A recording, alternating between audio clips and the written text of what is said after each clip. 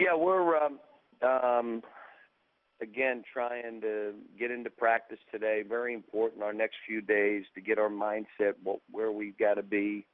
I said it after the last game. We got to get our mojo back. We played an outstanding Florida team.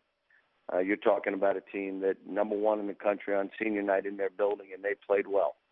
And what I'm trying to get our kids is to understand, let's get back to where we were 2 weeks ago. Let's get back to the kind of competitiveness and how we were playing and some different things we're going to do in practice to try to get our mindset back to where we were. Young kids, you can get rattled on a game like that. But I think these kids they understand that they're going to have to do this together. They're going to have to come together as a group. And, it's time to do it. First up is Terrence Harris, the New Orleans Times-Picayune. Coach, how you doing? Doing good. Hey, I'm doing the story looking at the league's mandate for the kids go away, or at least they take that year from high school to go to college or do whatever. I want to talk to you just a little bit about how you feel like that's affected the college basketball game. Well, I've said for years it should be 2 years.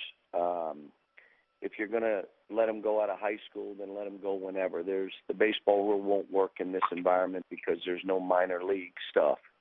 So my belief is it should be 2 years. And if the NBA and the Players Association, who would make that decision, come together and say, okay, you take a year off their rookie contract, instead of having 4 years, make them 3 years, make them stay in school an extra year, and then you get with the NCAA and say, hey, but now the NCAA, how do you take better care of these kids? How do you pay for their insurance so they don't have to pay themselves?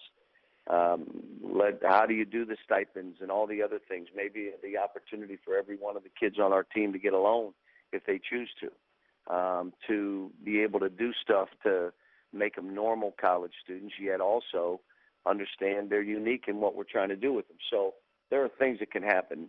What's happened with the 1 year rule, I don't think it's good for high school players who all think the top 150 players think they're going to leave in a year.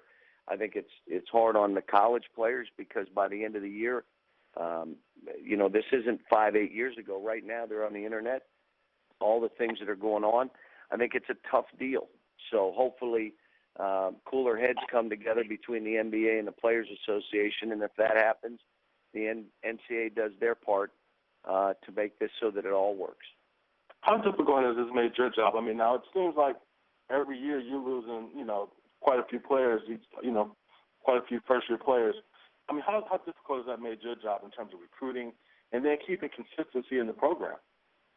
Well, it is hard, but again, if you're about these kids, you got to do what's right for them. So at the end of the year, I'm not going to convince a kid who's in the draft, or even DeAndre Liggins, who wanted to go in the second round, or Jody Meeks, who wanted.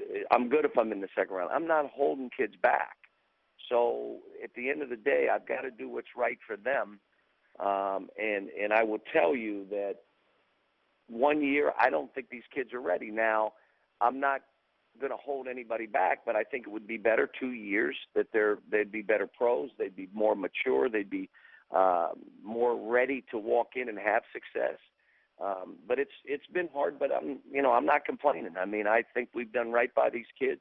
You have whatever it is, 17, 18 in the NBA and doing well.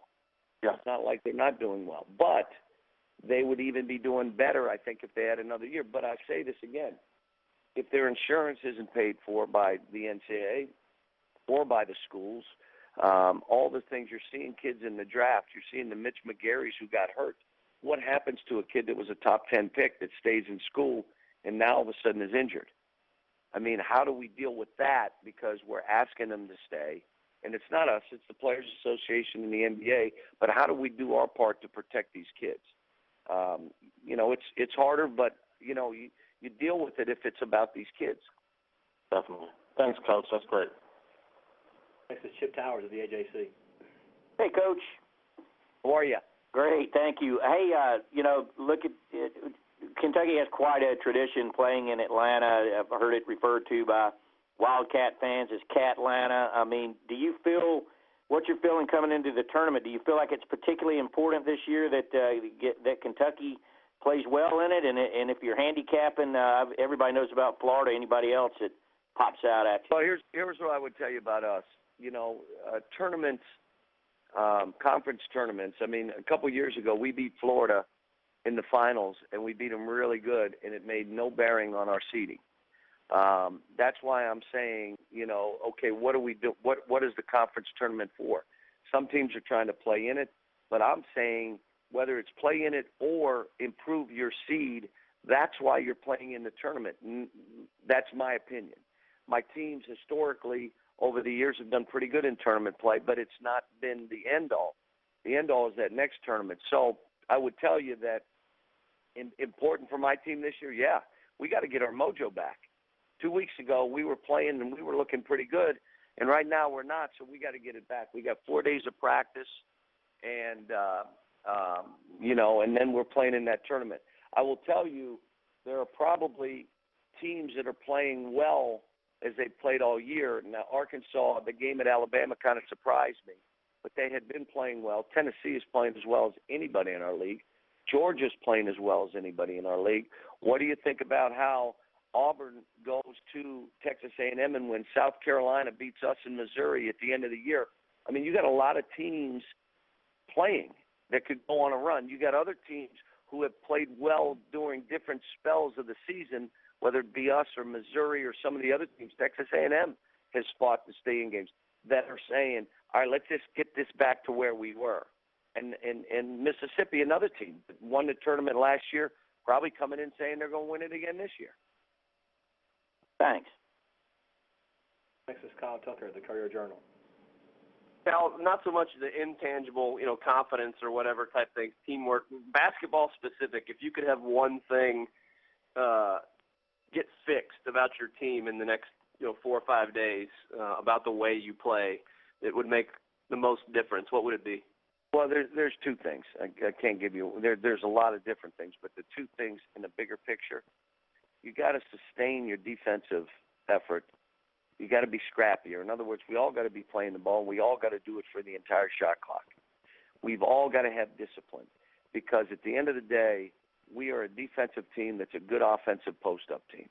And then on offense, we just got to share the ball more. And very simple stuff to talk about, but we've got 4 days to really ingrain, let's get back to these things that we have done at different points in the year that we now say, let's do it for 40 minutes. If you do, you will have a ball playing. Scrappy as heck, diving, crashing. We're gonna be more physical in practice. The games have gotten more and more physical. Hands up and be physical. Put your hands up in the air on a drive and be physical. Put your hands up in the air in the post and be physical. We're going 4 days of that. The teams that have played that way have had a big advantage. So we're going back to that. But the other side of it is, look, we got to share the ball. We got to share the ball and create good shots for each other.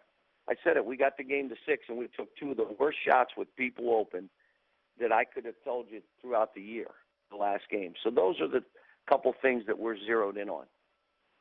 Thanks, Cal. Next is Seth Emerson in the Macon Telegraph. John, just a quick open-ended question about what do you think about Georgia's run here in the SEC?